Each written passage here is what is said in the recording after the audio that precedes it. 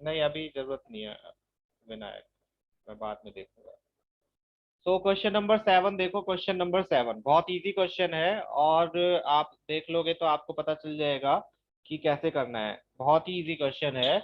यहाँ पर आपको दो ट्रायंगल्स, एक ट्रायंगल दिया हुआ है एक्चुअली, जिसमें एडी एंड सी क्या है, ऑल्टीट्यूड्स है। ऑल्टीट्यूड्स का मतलब होता है क्या, परपेंडिकुलर, बाइसेक्टर नहीं, सिर्फ परपेंडिकुलर।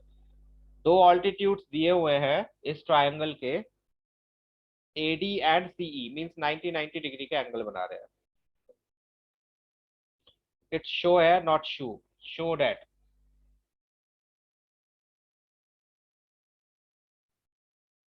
क्या शो कराना है हमें, AEP is similar to CDP. AEP को सीडीपी के इमलर सिमिलर प्रूव करना है, यस। ये बताओ कि एडी एईपी और सीडीपी में क्या क्या आप ले, यहाँ पर साइड्स के बारे में कुछ नहीं बोला हुआ है, तो आप एंगल्स का यूज करोगे सिमिलर प्रूव करने के लिए। तो क्या आप मुझे बता सकते हो एईपी और सीडीपी में हम क्या क्या एलिमेंट्स ले सकते हैं बिना कहीं और पर देखे।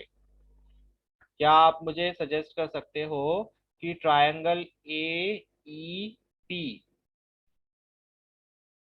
एंड सी डी पी, इन दोनों में हम क्या एलिमेंट्स यूज कर सकते हैं जिससे ये सिमिलर हो जाए।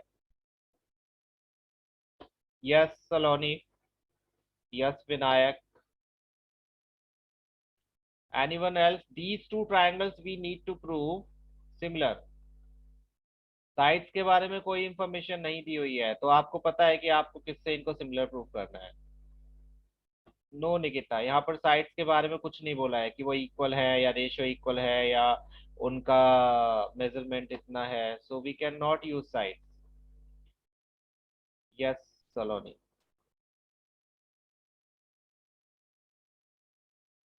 Yes Vinayak.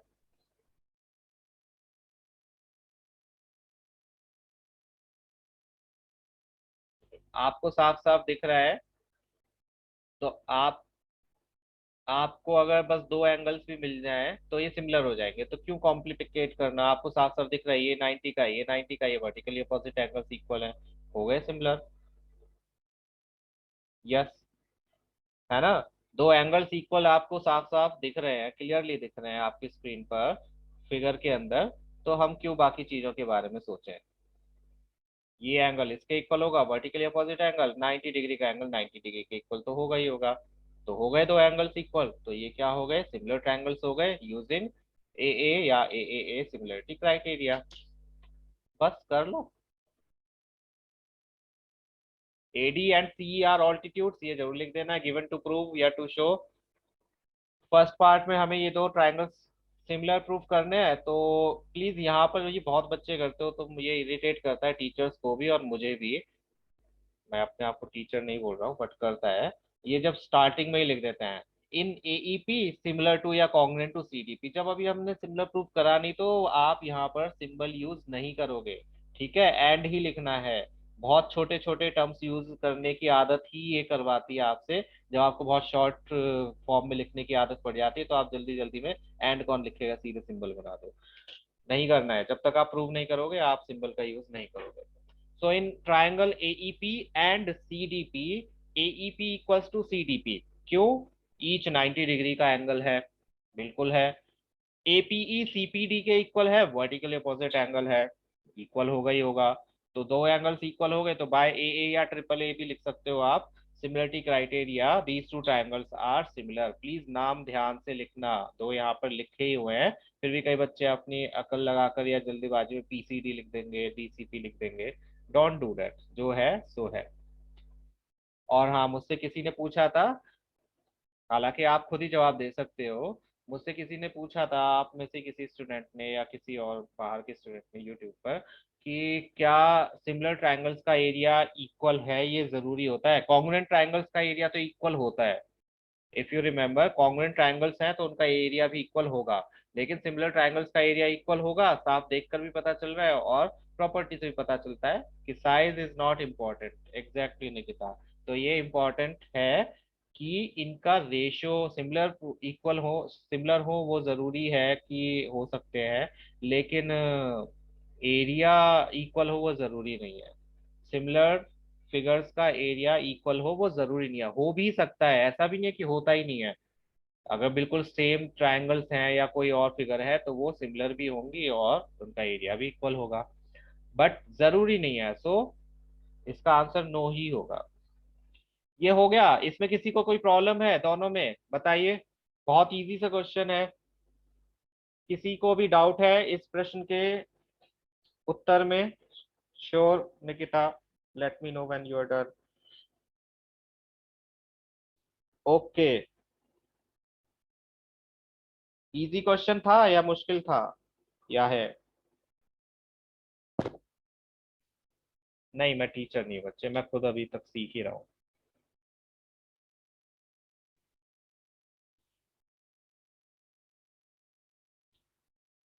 I am not a teacher. मैं आप लोगों से भी बहुत कुछ सीखता हूँ। कई बार आप लोग मुझे, मैंने बताया था, आप लोग ऐसे क्वेश्चन पूछते तो मुझे इसके जवाब ढूंढने के लिए खुद पढ़ना पड़ता है, खुद को अपडेट रखना पड़ता है। मैं उसी मेथड से आपको नहीं पढ़ा सकता, या उन्हीं पुराने चीज़ों को, ट्रेडिशनल चीज़ों को यूज़ करके नहीं पढ़ा सकता, जो आपको बोरिंग भी लगेंगी और आउटडेटेड भी लगेंगी। तो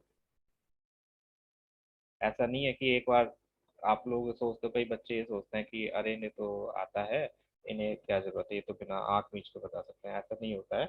एक अच्छा सो कॉल्ड टीचर वही होता है जो हमेशा स्टूडेंट बन के रहे और हमेशा कुछ ना कुछ सीखता रहे, सो डैट वो अपने स्टूडेंट्स को या जो उससे पढ़ रहे हैं उनको और अच्छा ज्ञान डिलीवर कर सके। फाइन, तो सेकंड पार्ट पर देखिए। सेकंड पार्ट में हमें शो करना है एबीडी और सीबीई। आपको पता है क्या करना है, चलो खुद ही बताओ। एबीडी और सीबीडी में आप खुद बता सकते हो क्या क्या होगा। आप में से कुछ ने लिख कर भी रखा होगा पहले ही, सिर्फ एंटर प्रेस करना है आपको। ABD, A B D, this पूरा ट्रायंगल।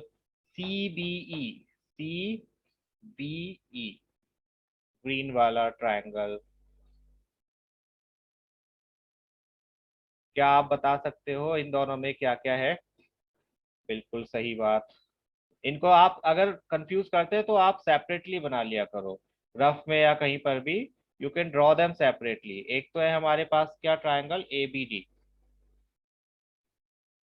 हाँ, यू कैन से 90 डिग्री के एंगल्स, वो तो है ही सब में, यस। ए सेपरेटली बना लोगे तो आपको बहुत जल्दी समझ में आ जाएगा। ये 90 का दिया हुआ है, ठीक है। और दूसरा ट्रायंगल है क्या?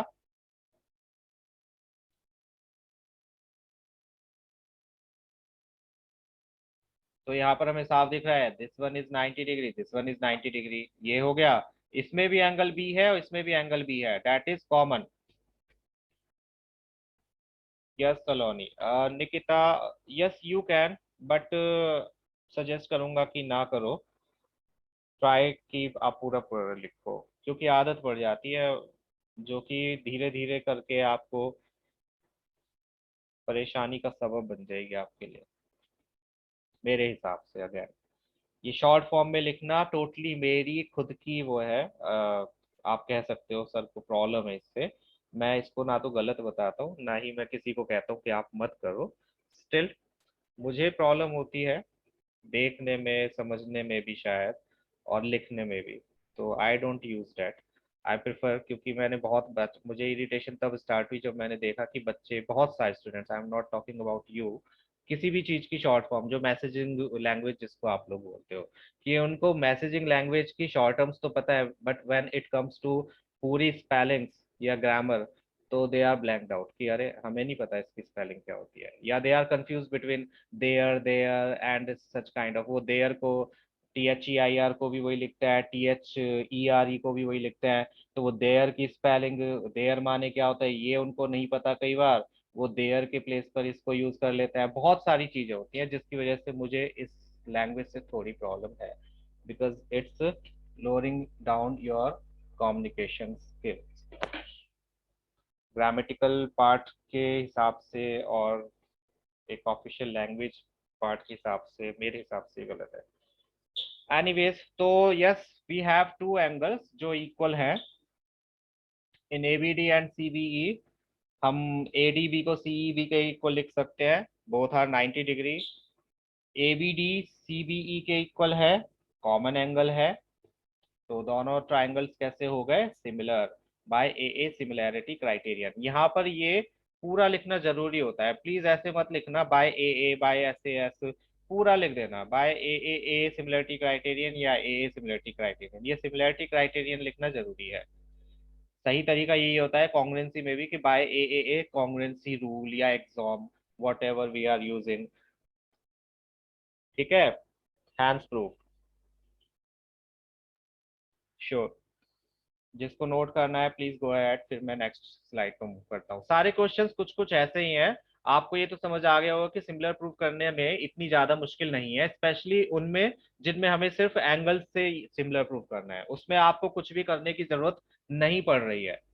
सिंपल सी आपको सिर्फ एंगल्स ढूंढने हैं और बताने हैं, दैट्स इट। कोई कंस्ट्रक्शन नहीं है, कोई रिलेशन नहीं बताना है कि इनका रेशियो है या वॉट एवर, बस वो इक्वल है तो है ही, कॉमन है तो है ही, नहीं है तो फिर उन्हें जबरदस्ती नहीं बनाया जा सकता, है ना।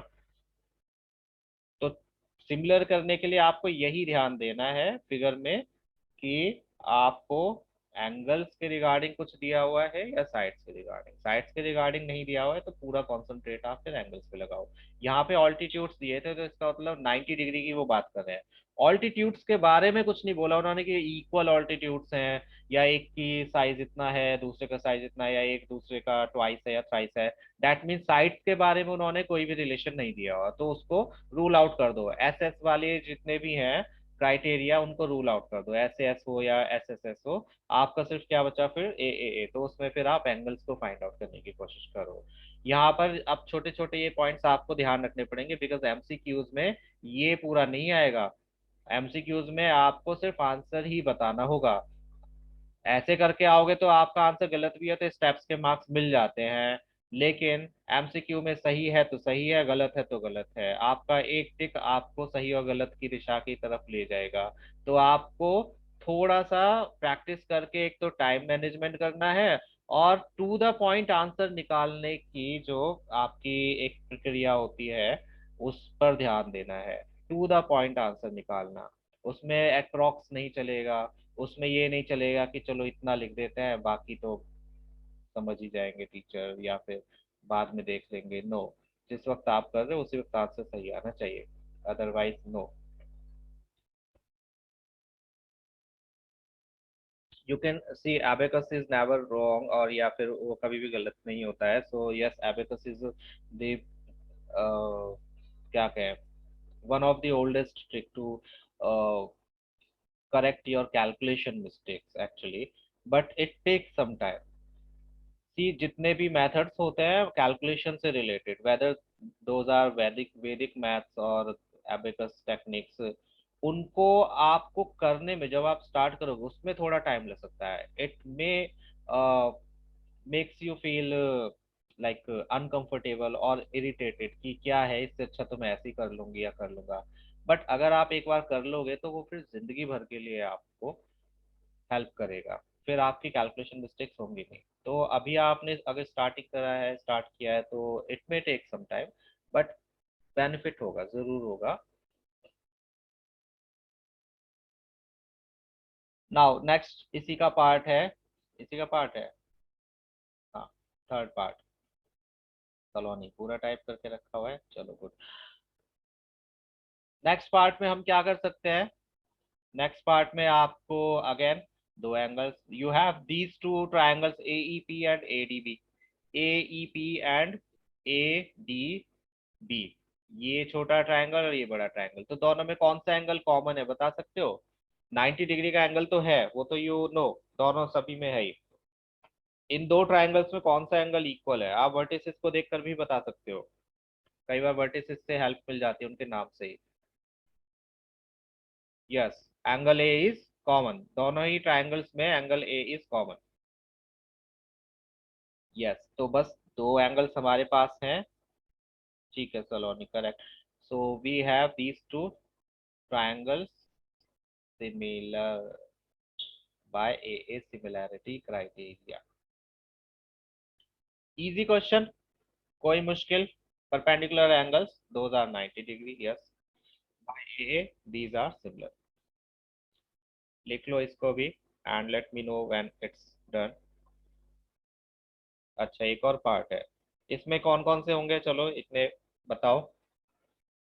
इसको देख लो निकिता, फिर कर लेना। इसमें कौन कौन से होंगे? PDC and, yes, C angle is common, and दूसरा 90 डिग्री का, डी वाला और ई वाला, यस। सारे सेम से ही पार्ट है। तो जब ये क्वेश्चन आते थे, अब तो एमसीक्यूज में आएंगे, बट फिर भी एमसीक्यूज में अच्छा ध्यान रखना, एमसीक्यूज जो पुराने तुम्हारे चल रहे थे, अब वैसे एमसीक्यूज नहीं आएंगे, मतलब वैसे भी आएंगे, पर थोड़े से डिफरेंट भी आएंगे, जिसमें कैलकुलेशन आपको पूरी करनी होगी, आंसर तो चूज करना होगा, लेकिन कैलकुलेशन पूरी करनी पड़ेगी। सो खुश मत हो जाना कि बस टिक करना है और हमें पता चल जाएगा आंसर क्या है या हम ढूंढ लेंगे, नहीं। क्वेश्चंस को थोड़ा सा चेंज करके दिखाया जाएगा। तो मैं कोशिश करूंगा जितने ज्यादा से ज्यादा एमसीक्यूज आपको प्रोवाइड कर सकूं, बट पहले ही मैंने बोला हुआ था कि एक्स्ट्रा क्वेश्चंस मत करना। अब मैं स्ट्रिक्टली बोल रहा हूँ कि एमसीक्यूज एक्स्ट्रा देखने की कोशिश मत करना, क्योंकि एमसीक्यूज ऐसी चीज है, मैं भी बहुत केयरफुली बनाता हूँ, मुझसे भी मिस्टेक हो सकती है और हो जाती है, लेकिन यहाँ पर ऑब्वियसली मैं आपको बता सकता हूँ, बट अगर आप कहीं से देख रहे हो और क्वेश्चन में मिस्टेक है या फिर एमसीक्यू में मिस्टेक है, तो आप स्टक हो जाओगे, आपका कॉन्फिडेंस लेवल बहुत, और एमसीक्यूज क्योंकि अभी मैथ्स के ज्यादा अवेलेबल नहीं है, तो उल्टे सीधे आलतू फालतू एमसीक्यूज की भरमार लग जाएगी। आप अगर ऑनलाइन देखने बैठोगे, आपके दोस्त भी आपको प्रोवाइड करेंगे, आपके स्कूल वाले भी प्रोवाइड करेंगे, फालतू के एमसीक्यूज जिनका कोई सेंस भी नहीं बनेगा, बहुत सारे आपके सामने आएंगे। तो आई वुड सजेस्ट कि पहले आप उन एमसीक्यूज को कर लो जो आपके कोर्स से रिलेटेड हैं, जो आपकी एनसीईआरटी से रिलेटेड हैं, फिर एक्स्ट्रा क्वेश्चंस में आप देख सकते हो कि हाँ आपके पास एक्स्ट्रा टाइम है तो गो फॉर अदर एमसीक्यूज। ठीक है, डन निकिता। एग्जाम्पलर के एमसीक्यूज कर सकते हो, एग्जाम्पलर के एमसीक्यूज, बट अगेन अभी नहीं, पहले एनसीईआरटी फिनिश होने तो उसके बाद में।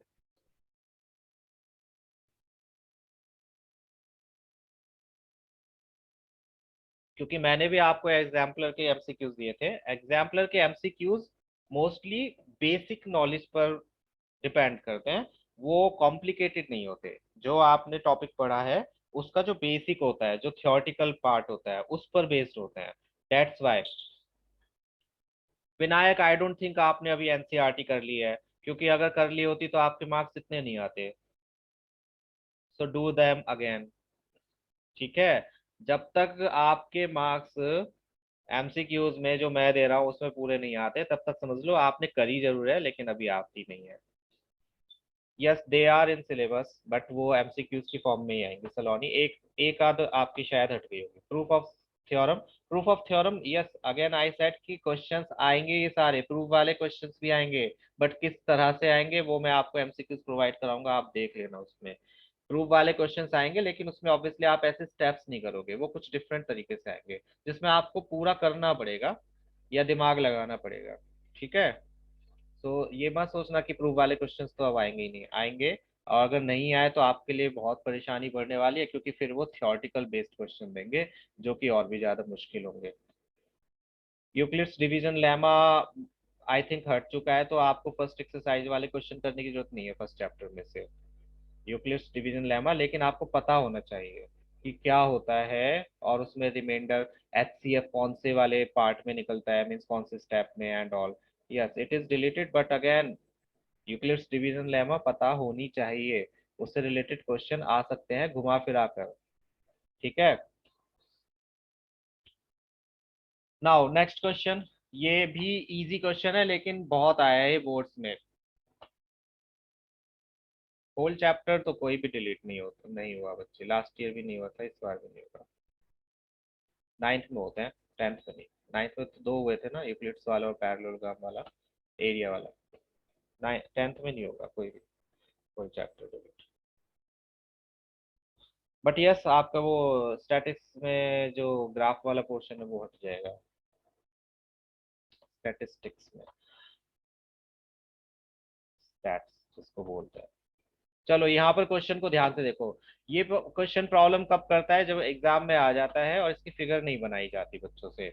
ई is a point on side AD, अब वो एडी पे ई पॉइंट ढूंढते रहते हैं, ये नहीं देखते कि एडी को पहले प्रोड्यूस करना है। E is point on the side AD produced of a parallelogram, एक पैरेललोग्राम की एडी साइड को प्रोड्यूस करके उस पे कोई पॉइंट ई है। फाइन। जब प्रोड्यूस लिखा हो तो पहले प्रोड्यूस करोगे उसके बाद में। कई बच्चे यहीं पर ई लगा देते हैं, फिर उनकी फिगर ही नहीं बन पाती, हो जाता है काम। Now BE intersects C D at F, B से ई को जब हम ज्वाइन करते हैं तो ये सी डी को एफ पॉइंट पर इंटरसेक्ट करती है। हमें बताना है ए बी ई को सिमिलर प्रूव करना है सी एफ बी के। बहुत इजी क्वेश्चन है। बताइए क्या क्या एंगल्स आप लोगे इसमें। साइड्स का देखो ले सकते हो रिलेशन, लेकिन यहाँ पर ये नहीं बोला कि प्रोड्यूस कितनी की गई है, तो इसका मतलब हम साइड्स के रिलेशन को एक तरफ हटा देंगे, उसका इससे कुछ नहीं होगा। No angle B is not common, angle B is not common बच्चे, दोनों ट्राइंगल्स में नहीं है वो। ए बी ई में ये एंगल बी है और सी एफ बी में ये एंगल बी है, आपको कैसे पता कि ये वाला पार्ट इसके इक्वल है? बाइसेक्टेड तो नहीं है, डायगोनल नहीं है, so no we can not use this one. No it's not important बच्चे, ये वाला क्वेश्चन में नहीं दी हुई। Figure is not always given in the question, तभी ये वाला क्वेश्चन इंपॉर्टेंट है। ए और सी, यस। नो, बीपीटी क्यों बच्चे, बीपीटी कैसे यूज करोगे और क्यों यूज करोगे? बीपीटी अगर आपने यूज करी भी तो क्या होगा उससे? इनका रेशियो इक्वल होगा, उसका इससे क्या लेना देना। कॉम्प्लिकेटेड मत करो क्वेश्चन को, दिमाग घुमाओ। व्हेन यू हैव पैरेललोग्राम तो आपके पास में सिंपल सी बात है, ये वाला एंगल इस वाले एंगल के इक्वल होगा, इस ट्राइंगल का एंगल ए इस ट्राइंगल के एंगल सी के इक्वल होगा, and alternate interior angles equal होंगे। That's it. ये लाइन इसके पैरेलल है, ये ट्रांसवर्सल है, तो ये एंगल इसके इक्वल होगा। हाँ या ना?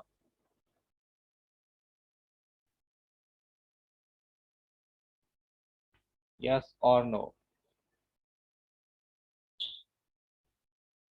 है ना? तो बस, जब दो एंगल्स मिल गए, हम क्यों फालतू में बीपीटी या कुछ करें। प्रॉपर्टीज में आई टोल्ड यू कि आपको 8th क्लास से ही पता होनी चाहिए ये सारी। सारे जितने भी आपने 8th क्लास 9th क्लास तक का करा है वो कुछ भी आ सकता है, और स्पेशली अब जब एमसीक्यूज आ रहे हैं, ऐसा मत समझना एमसीक्यूज में 10th के ही क्वेश्चन आएंगे। हो सकता है वो 7th क्लास का क्वेश्चन एज इट इज रख दें, क्योंकि क्वेश्चंस का मैंने बताया था डिवीजन होता है रिमेम्बरिंग अंडरस्टैंडिंग, तो रिमेम्बरिंग वाले क्वेश्चंस की कैटेगरी में वो 8th क्लास के 7th क्लास के 6th क्लास के भी क्वेश्चन दे सकते हैं। तो आपको सभी कुछ याद होना चाहिए जो आपने प्रीवियस क्लासेस में किया है, ठीक है? स्पेशली वो जो यहाँ की क्लास से रिलेट करते हैं। अगर यहाँ पर हम पैरेललोग्राम का यूज कर रहे हैं तो yes you should be having knowledge of all properties related to parallelogram, and अगर आप क्वाड्रेटिक कर रहे हो तो factorisation. second criteria is not equal, second criteria is not clear। okay, let me show you। ये है एडी लाइन, है ना, इसी को आगे तक बढ़ाया गया, ठीक है? और ये है बीसी, क्या ये दोनों पैरेलल हैं? अक्षत बताओ, क्या ये दोनों लाइंस पैरेलल हैं? क्यों पैरेलल नहीं है, रीजन बताओ। क्वेश्चन में साफ बोला हुआ है पैरेललोग्राम है, तो अपोजिट साइड पैरेललोग्राम की पैरेलल नहीं होती?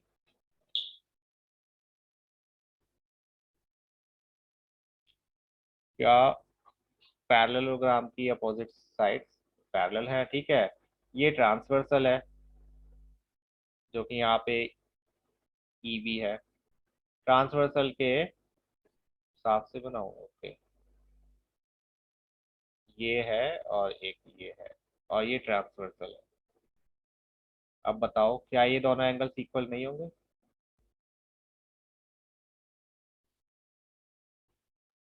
यस और नो? ये दो लाइंस पैरेलल हैं, तो क्या ये दो एंगल्स इक्वल होंगे या नहीं होंगे? इसको आप लोग ए आई ए लिखते हो।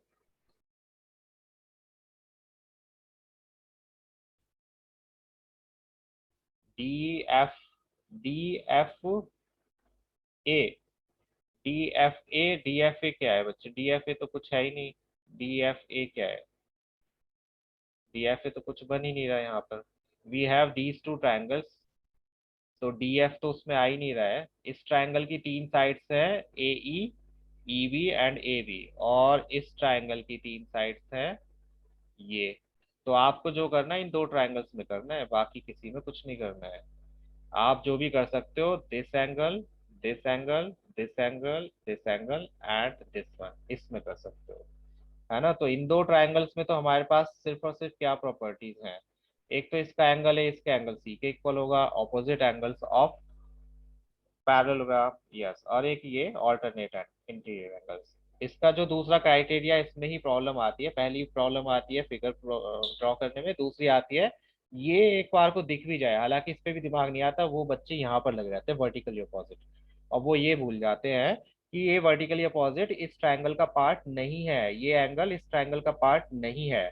सो we can not do use this angle, yes that is forming, so these are equal. तो ध्यान रखना है, कई बार जो हमें दिखता है वो होता नहीं है। बहुत करते हैं बच्चे गलती कि इस एंगल को इसके इक्वल लिख देते हैं। अरे ये एंगल इस ट्रायंगल का पार्ट थोड़ी है। इस ट्रायंगल के पार्ट कौन से एंगल है? This one and this one. So हमें जो भी करना है इन तीनों एंगल्स के रिगार्डिंग करना है। सो आई थिंक ये क्लियर है क्वेश्चन। मैं इसका सॉल्यूशन दिखा देता हूँ कि किस तरह से आप कर सकते हो। अगेन ये ध्यान रखना कि सब्जेक्टिव की तैयारी रखनी है आपको। हालांकि अभी बोला है कि MCQ फॉर्म में होगा, लेकिन उसमें ये भी लिखा है कि अगर स्थिति क्लियर होती है, मतलब सही होती है, तो वो MCQs स्कूल में भी हो सकते हैं, और वो MCQs में थोड़े से डिस्क्रिप्टिव क्वेश्चंस भी आ सकते हैं। हालांकि उसके चांसेस बिल्कुल जीरो हैं। स्टिल आपको प्रैक्टिस रहनी है चाहिए, क्योंकि जो मार्च अप्रैल में होगा वो डिस्क्रिप्टिव ही होगा। उसका अभी परफॉर्मा नहीं दिया है कि वो कैसा होगा। Okay Nikita.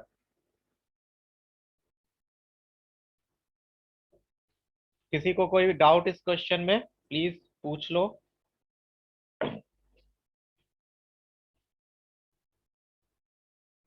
It should be on OMR। I don't think कि वो गूगल शीट्स का कुछ वो करेंगे। एंड अभी ये भी नहीं पता है कि वो ऑनलाइन ही होंगे। ऐसा भी हो सकता है कि ऑफलाइन ही हो MCQs ही, लेकिन ऑफलाइन हो, जिसमें आपके सेंटर्स में कुछ सिटिंग अरेंजमेंट ऐसा होगा जिससे कि कोरोना गाइडलाइंस का वायलेशन ना हो, और आपको OMR शीट से आंसर्स देने हो। सो ऑफलाइन ऑनलाइन का अभी क्लियर नहीं है, बट यस MCQ का 99% क्यू MCQs ही होंगे। 99.8% ले लो चलो।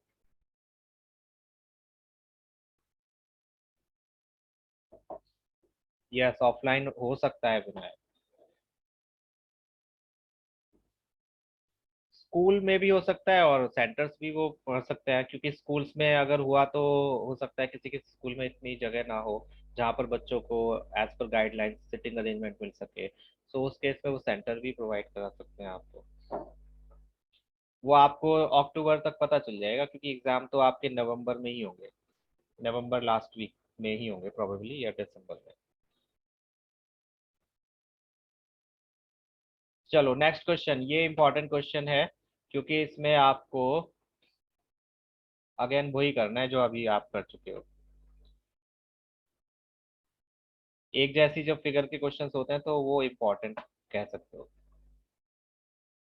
Okay, not done Nikita.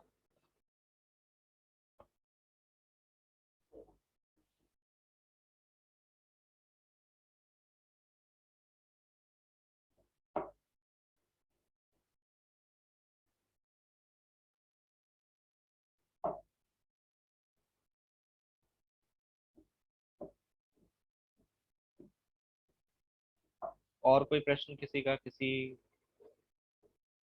संदर्भ में, एग्जाम्स या सिलेबस को लेकर?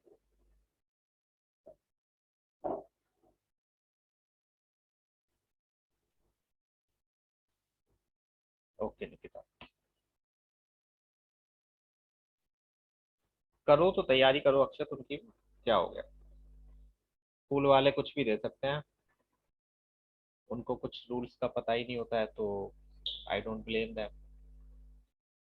अगेन आपके जो इंटरनल एग्जाम्स के असेसमेंट होंगे जो भी होंगे, जस्ट 3 मार्क्स लगने हैं उसके।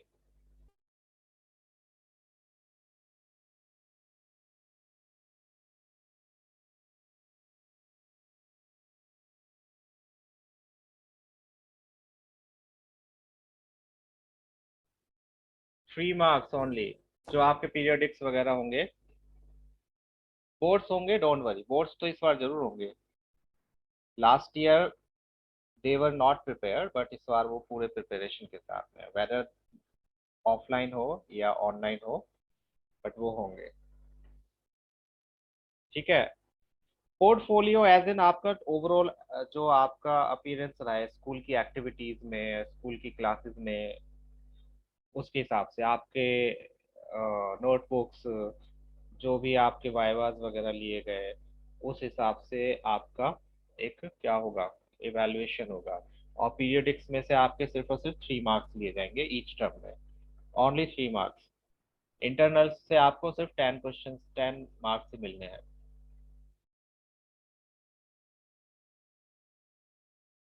सर जो आपने क्वेश्चंस पूछे, जो कहाँ से पूछे, कौन से क्वेश्चंस बच्चे। चलो इस क्वेश्चन पर ध्यान दो।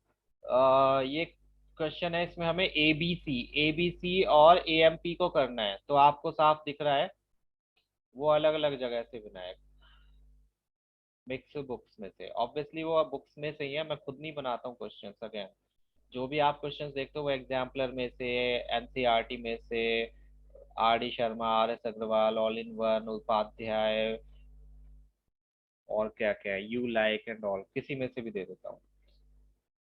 जो मैं देता हूँ उनकी प्रैक्टिस करते रहो, डेट्स इनफ।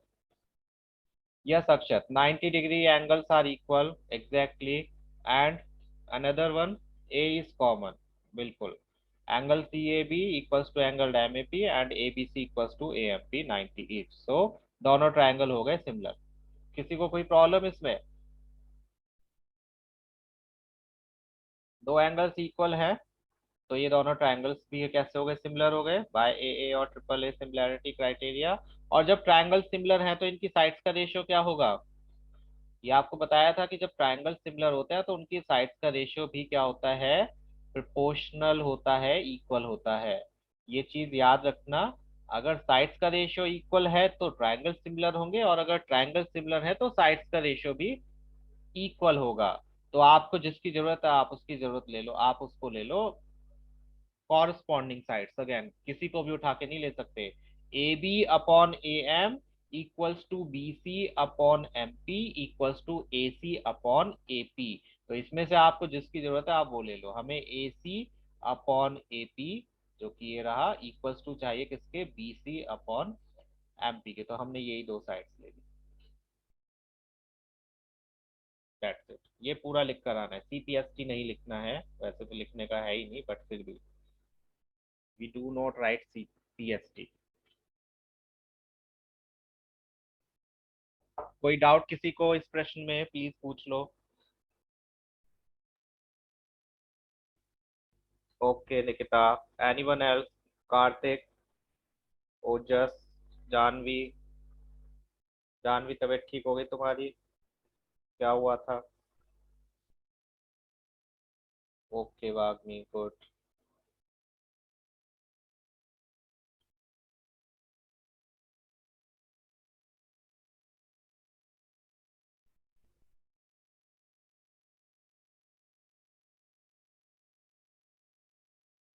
स्कूल्स के मार्क्स भी बता दिया करो, जिस जिसके मिलते रहते हैं। कोई कोई बच्चे बता देते हैं, कोई कोई नहीं बताते। कम आते हैं तो भी, ज्यादा आते हैं ज्यादा तो क्या ही आएंगे, खैर। बट हाँ, कम आते हैं तो भी, बहुत कम आते हैं तो भी। ट्रिग्नोमेट्री का असाइनमेंट मैंने किया तो था अपलोड, कितने सारे अपलोड कर चुका। प्रैक्टिस करते रहो बुक में से ही। ट्रिग्नोमेट्री के असाइनमेंट में आप प्रैक्टिस करो पहले, सबसे पहले जो टेबल वाली वैल्यूज के क्वेश्चंस थे उनको करो पहले, क्योंकि एमसीक्यूज मोस्टली उन्हीं के बेस्ड आते हैं। साइन 30 की वैल्यू, टेन 30 की वैल्यू, उससे रिलेटेड। ठीक है, एमसीक्यूज अगर कह रहे हो तो यस, एमसीक्यूज मैं कर दूंगा। आई विल ट्राई कि मैं ज्यादा से ज्यादा एमसीक्यूज कर सकूं। Second part not clear, second part में कुछ नहीं बच्चे। सीपीसीटी याद है? सीपीसीटी क्या होता था? सीपीसीटी में क्या होता था बताओ। चलो, अगर दो ट्राइंगल्स कॉन्ग्रुएंट हैं तो उनकी कॉरस्पॉन्डिंग साइड्स इक्वल होती थी, है ना? तो ऐसे ही सिमिलर ट्राइंगल्स में क्या होता है, अगर दो ट्राइंगल्स सिमिलर हैं तो एक तो उनके कॉरस्पॉन्डिंग एंगल्स इक्वल होंगे। मींस इसका एंगल ए इसके दूसरे वाले के एंगल ए के इक्वल होगा, इसका एंगल बी दूसरे वाले के एंगल एम के इक्वल होगा। यहाँ से देख सकते हो आप नाम से, इसका एंगल ए के equal, angle B angle M के equal, angle C angle P के इक्वल होगा। फाइन। और साथ में इनकी साइड्स का रेशियो भी इक्वल होता है। अगर दो ट्रायंगल सिमिलर है तो उनकी साइड्स का रेशियो भी क्या होगा, सिमिलर होगा। ये तो आपको बताया था मैंने कि सिमिलर ट्रायंगल्स या सिमिलर फिगर्स की साइड्स का रेशियो हमेशा क्या होता है, इक्वल होता है। तो अगर ये दोनों ट्रायंगल सिमिलर हैं तो हम क्या कह सकते हैं, A B upon A M, corresponding sides का रेशियो। तो ए बी के साथ में ए एम, बी सी के साथ में एम पी, एंड ए सी के साथ में एपी। ये तीनों का रेशियो क्या होगा, इक्वल होगा। आप लिख सकते हो ये वाली लाइन इसमें डायरेक्ट, इसके लिए आपको एक्सप्लेन करने की जरूरत नहीं है। अगर सिमिलर है तो तभी, बस इसमें से आपको जिसकी जरूरत है उसको लिख दो। हमें तीनों नहीं बोला है लिखने के लिए, उन्होंने क्या बोला है, बस ये दो लिखो। तो मैं सी ए वाला ले लेता हूँ, ये वाला। और दूसरा उन्होंने बोला है कौन सा, बी सी वाला, ये वाला। तो इन दोनों को लिख लिया यहाँ पर इक्वल। कई टीचर सीपीएसटी लिखवा देते हैं पर आप मत लिखना, अगर कभी लिखने को आता है तो फर्दर क्लासेस में भी। हाँ, और एक चीज और मैं बताना चाहूंगा कि जब भी आपके पास सपोज करो ऐसे कोई वैल्यू आई है, ठीक है, कोई भी ऐसी इक्वेशन आई है, तो या यहाँ पर भी के है सपोज करो, तो प्लीज डोंट डू कि आपने के कॉमन लिया और के -36 = 0, आपने फिर लिख दिया सीधे के -36 = 0, के =36। No, a big no. ये एक क्वाड्रेटिक इक्वेशन है। जब भी क्वाड्रेटिक इक्वेशन होगी आपको दो सॉल्यूशन लिखने ही लिखने हैं, वेदर दे आर इक्वल और नॉट, या उसमें से आपको एक एक्सेप्टेड है और नहीं है, ठीक है, वो आप बाद में लिखोगे कि इसको हम एक्सेप्ट नहीं करेंगे, लेकिन आपको दो सॉल्यूशन लिखने ही लिखने हैं। यस अक्षर, if quadratic equation is forming तो आप कॉमन लेके, कॉमन भी अगर ले रहे हो तो आप दोनों की वैल्यू लिखोगे। एक के की वैल्यू क्या हो गई, 0, एक के -36 = 0 यानी कि 36। हमेशा क्वाड्रेटिक इक्वेशन में हम दो वैल्यूज ही लिखते हैं। Yes that is easy, but उसमें आपने मिस्टेक करी निकिता, रिमेम्बर जो आपने क्वेश्चन पेपर स्कूल वाला था क्वाड्रेटिक वाला, तो ये ध्यान रखना है। दो वैल्यूज तो लिखनी ही है आपको, वेदर दे आर एक्सेप्टेबल और नॉट। आप एक को फिर नेग्लेक्ट कर सकते हो कि neglecting this value because it's not acceptable, ये हमारी सिचुएशन पे फिट नहीं बैठ रही है। But you have to find two values whenever it comes about quadratic equation. चलो नेक्स्ट पार्ट पर चलते हैं। नेक्स्ट क्वेश्चन क्या है,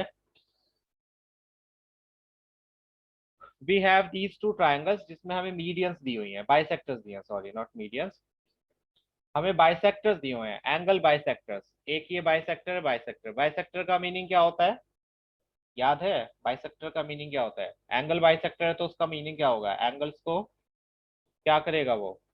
हाँ, मतलब क्या होता है बच्चे बाइसेक्टर, हाँ, इक्वल पार्ट्स में डिवाइड करना है। मीन्स ये वाला इसके इक्वल होगा और ये वाला एंगल इसके इक्वल होगा, ठीक है, यही होता है बाइसेक्टर का मीनिंग।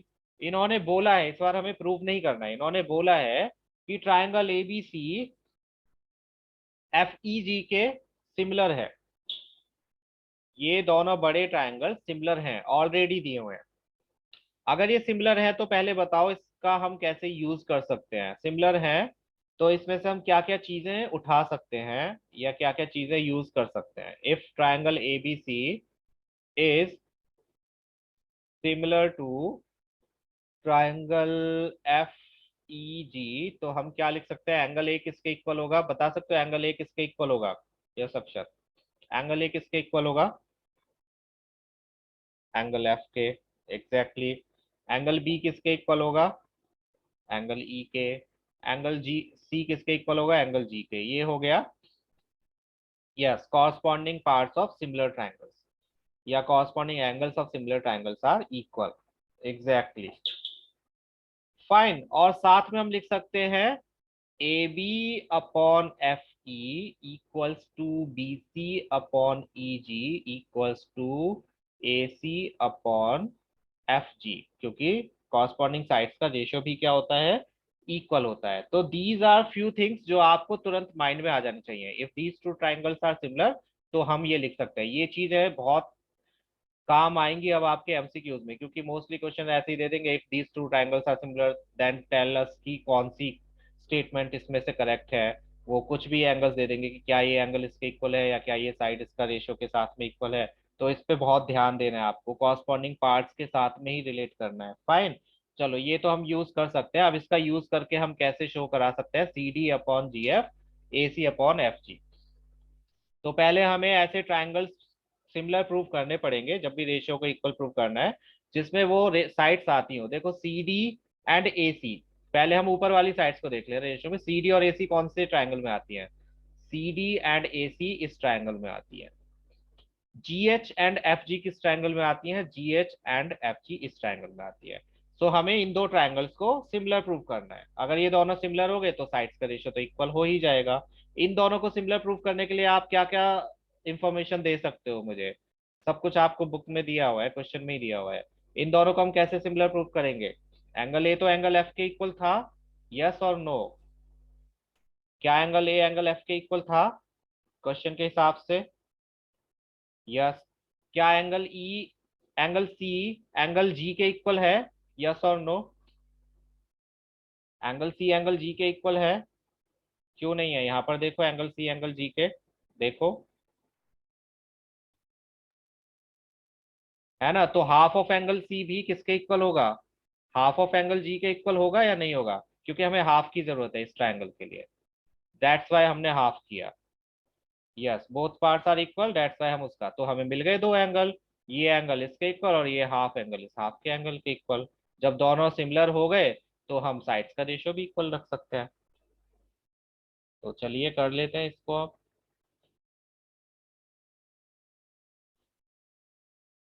बहुत इजी क्वेश्चंस हैं, अगर थोड़ा सा माइंड लगा लोगे। लगाने की जरूरत है नहीं इतना। So angle C A B जी और ये एंगल हो गए इक्वल। ठीक है। नाम आप कैसे भी लिख सकते हो, सी ए बी लिखो या सी ए डी लिखो, एंगल ए की ही बात हो रही है। पर लिखना पूरा नाम है, angle A equals to angle F ऐसे नहीं लिखना please. Corresponding angles of similar triangles are equal, ये आपको रीजन लिखना पड़ेगा। फिर angle A C B, angle A C B इसके इक्वल है तो इसका हाफ भी इक्वल होगा। Half of angle A C B equals to इसके, तो ये angle A C D equals to F G H हो गया, जिससे कि हमारे दोनों ट्रायंगल्स हो गए सिमिलर बाय ए ए। और जब ये सिमिलर है तो इनकी साइड्स का ratio mean C D upon G F equals to A C upon F G. तीनों लिखने की जरूरत नहीं है, हमें दो ही चाहिए तो हम दो ही लिखेंगे।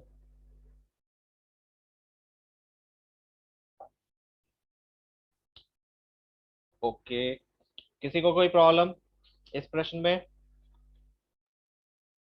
आप चाहते तो पूरी एक्सरसाइज कर सकते थे, ये थोड़ी लेंदी एक्सरसाइज है ये। इसमें जो लास्ट वाला क्वेश्चन 14th क्वेश्चन है, वो सबसे बकवास और सबसे लेंदी क्वेश्चन है एक तरह से। लेकिन उसमें हम सिमिलरली का यूज कर लेते हैं तो छोटा हो जाता है।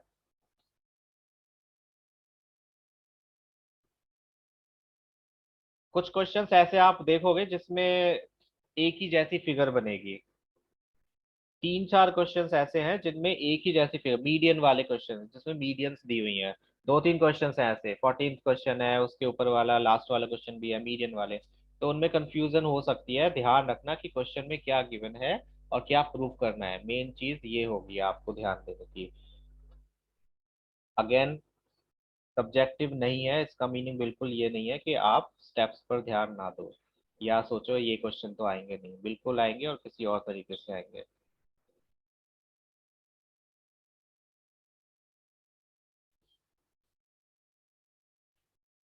फाइन।